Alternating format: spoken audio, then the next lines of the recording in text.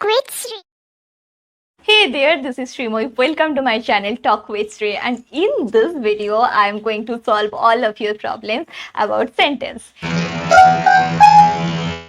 Yes, if you really want to learn, please stay with me. After watching the video, I promise you, you will be all set. So keep watching. A sentence is a combination of words which makes a complete and meaningful sense. Yes, complete and meaningful. অর্থপূর্ণ একটা সম্পূর্ণ বাক্য। Now if I say this rose, এখানে দুটো শব্দ আছে, this R rose. It conveys a meaning but it is not complete in itself. এই দুটো শব্দের দুটো ভিন্ন অর্থ থাকলেও এটি কিন্তু কোনো সম্পূর্ণ বাক্য হয়ে দাঁড়াচ্ছে না। তাহলে আমরা যদি বলি this rose is very beautiful, তখনই একটা সম্পূর্ণ মিনিংফুল একটা sentence, complete and meaningful sentence আমরা পাই। তো এভাবেই আমরা বুঝতে পারি কোনটা সেন্টেন্সটা অর্থপূর্ণ, কোন সেন্টেন্সটা কমপ্লিট আর কোনটা ইনকমপ্লিট। তাহলে এখানে একটা ক্রস আর এই সেন্টেন্সটার জন্য একটা tick. Yes, so now subject আর predicate. একটা সেন্টেন্সে দুটো কম্পোনেন্টস থাকে, subject R predicate. So what is subject? Subject shows us what or whom the sentence is about. কাকে নিয়ে এই সেন্টেন্সটা বলা হচ্ছে, সেটা কোনো প্রাণী হতে পারে, কোনো জায়গা হতে পারে, কোনো বস্তু হতে পারে, যাকে নিয়ে বলা হচ্ছে, যার সম্পর্কে গোটা সেন্টেন্সটা, টপিক অফ দ্য সেন্টেন্স হচ্ছে সাবজেক্ট। এখানে আছে আই লাভ মাই মাদার, আমি এখানে সাবজেক্ট, আমার সম্পর্কে বলা হচ্ছে, আমি কাকে ভালোবাসি, আমি কি করছি, এখানে আমার সম্পর্কে বলা হচ্ছে, তাই জন্য আমি এখানে subject. Now predicate. It tells us about the subject. I love my mother. আমি কি করি, আমি আমার মাকে ভালোবাসি। সাবজেক্ট কি করছে, সাবজেক্ট কেমন কেমন ধরনের সাবজেক্ট, একটা জায়গা হোক, একটা বস্তু হোক, একটা প্রাণী হোক, সে কিরকম ধরনের, সমস্তটাই পড়ে এই প্রেডিকেটের মধ্যে। এখানে আমি খুব ভালোভাবে একটা ছক করে ভেঙে দিয়েছি। সাবজেক্টের মধ্যে শুধু পড়ে যার সম্পর্কে বলা হচ্ছে, আর এখানে প্রেডিকেটের মধ্যে পড়ে ভার্ব আর অবজেক্ট। যে কোনো অ্যাকশন ওয়ার্ডকেই আমরা ভার্ব বলি, আমরা যা কিছু করছি তাই ভার্ব। তো এখানে ভার্বের মধ্যে পড়ছে লাভ, আমি ভালোবাসি, আর অবজেক্টের মধ্যে পড়ছে মাই মাদার। যা কিছু অবশিষ্ট থাকবে আমাদের সাবজেক্ট আর অ্যাকশন ওয়ার্ডের পর, তা কিছু হচ্ছে অবজেক্ট। তো এখানে সম্পূর্ণ একটা সেন্টেন্সের স্ট্রাকচার দেখিয়ে দিলাম, কাইন্ড অফ সেন্টেন্স, সমস্ত কিছু দেখার থাকবো, সঙ্গে থাকো, keep watching the video. Sentence is divided into 4 groups: assertive, interrogative, imperative and exclamatory. An assertive sentence makes a statement and gives us some information. কোনো বাক্য যদি সাধারণভাবে কোনো কিছুর বর্ণনা করে বা কোনো রকমের ইনফরমেশন বা কোনো রকমের মতামত দেয় আমাদেরকে, তো সেই বাক্যটাকে আমরা এই অ্যাসার্টিভ সেন্টেন্সের মধ্যে ফেলতে পারি। Like I am a good girl, এটাও assertive sentence. I am going to school, এটাও অ্যাসার্টিভ সেন্টেন্স। যা কিছু সাধারণভাবে, I have a pen, this is also assertive sentence. খুব সাধারণভাবে কোনো কিছুর বর্ণনা করাকে সেটাকে বলা হয় অ্যাসার্টিভ সেন্টেন্স। আর interrogative sentence. An interrogative sentence asks a question.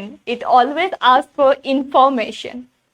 Assertive sentence gives us information. An interrogative sentence always asks question for information. Yes. What is your name? This is interrogative sentence. Where do you live in? This is also an interrogative sentence. কোনো কিছু প্রশ্ন করাকে আমরা interrogative sentence বলতে পারি। An interrogative sentence always ends with a question mark. Interrogative sentence কিন্তু বহুভাবে শুরু হতে পারে। যেমন WH ওয়ার্ড হচ্ছে ইন্টারোগেটিভ সেন্টেন্স শুরু করার একটা মেইন প্রসেস। যে কোনো WH word, who, what, when, which, where, everything. আমি বলতে পারি what is your name, how are you, where do you live in, when are you coming, everything. তোমরা কিন্তু সহজেই WH ওয়ার্ড ব্যবহার করে একটা ইন্টারোগেটিভ সেন্টেন্স তৈরি করতে পারবে। Now it's imperative sentence. An imperative sentence makes an order, command or request and wish. If I say please give me your pen, this is a request. এটা imperative সেন্টেন্সের মধ্যে পড়ছে। এছাড়া যদি আমি বলতে পারি গো অ্যান্ড সিট ডাউন, এটা কোনো আদেশ বোঝাচ্ছে, তাহলে এটাও ইম্পারেটিভ সেন্টেন্সের মধ্যে পড়ছে। এখানে আমরা আদেশ, অনুরোধ, আমাদের কোনো ইচ্ছা, like may God bless you, এটা আমরা একটা ইচ্ছা, ভগবান তোমার মঙ্গল করুক, এইরকম ধরনের কোনো ইচ্ছা বোঝালে, কোনো রকমের আদেশ, উপদেশ, এই সমস্ত বোঝালে তখন আমরা এই ইম্পারেটিভ সেন্টেন্সের ব্যবহার করি। It also ends with a full stop. Now, exclamatory sentence. An exclamatory sentence always express sudden and strong feelings like fear, surprise, grief, and joy, everything. Exclamatory sentence আমরা তখনই ব্যবহার করি যখন আমরা আমাদের খুব খুব বেশি স্ট্রং একটা ফিলিংস বোঝানোর চেষ্টা করি।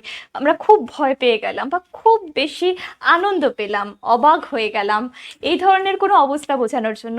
কাউকে আমরা খুব বেশি ঘৃণা করি, আমাদের যে ঘৃণা বোঝানোর জন্য প্রচণ্ড স্ট্রং কোনো ফিলিংস বা sudden feelings. How beautiful you are, এছাড়া তুমি বলতে পারো হাউ ফুল ইউ আর। প্রতিটা সেন্টেন্স এই পাংচুয়েশন মার্কের সাথে সাথে কিন্তু পরিবর্তন হয় তার টোনটা। যেমন আমরা এখানে কিন্তু কোনোভাবেই বলতে পারি না how beautiful you are, how beautiful you are, আমরা এরকমভাবে কোনোদিন বলতে পারি না। আমাদের সব সময় এই যে কথা বলার টোনটাকেও বদলাতে হবে, যখন এই এক্সক্লেমেটরি সেন্টেন্সের এই পাংচুয়েশন সাইনটাও যখন চেঞ্জ হচ্ছে, তার সাথে সাথে আমাদেরকে কিন্তু আমাদের কথা বলার টোনের দিকেও কিন্তু নজর রাখতে হবে। এক্সক্লেমেটরি সেন্টেন্সের ক্ষেত্রে আমরা বেশ কিছু শব্দ ব্যবহার করে থাকি আমাদের ফিলিংসটা বোঝানোর জন্য। যেহেতু ফিলিংসটা আমাদের খুব স্ট্রং একটা ফিলিংস বোঝাতে হয়, তার জন্য খুব ইম্পর্টেন্ট খুব সোজা সোজা কিছু শব্দ আছে, সেই শব্দের একটা লিস্ট আমি দিয়ে দেবো ভিডিও শেষে। আর আমি এখন দুটো এক্সাম্পল দিতে পারি, যেমন আলাস হি ইজ নো মোর, এটা আমরা একটা দুঃখের কথা বোঝানোর জন্য ইউজ করছি। এছাড়া আমরা আনন্দের জন্য অন্য ওয়ার্ড ইউজ করতে পারি, like hurray we have won the match, এটা কিন্তু বোঝাচ্ছে কোনো রকমের আনন্দ বোঝানোর জন্য। আমরা যখন খুব আনন্দ করে কোনো কিছু বোঝাতে চাই যে আমরা খেলাটা জিতে এসেছি, তো আমাদের সেই আনন্দটাকে বোঝানোর জন্য, এক্সপ্রেস করার জন্য এই শব্দটা ব্যবহার করা। If you have any queries about this lesson and if you want to learn more about sentence, please write it down on the comment box. I am just ready to give you reply. And if you like the video, please do subscribe my channel and share the video. Thank you.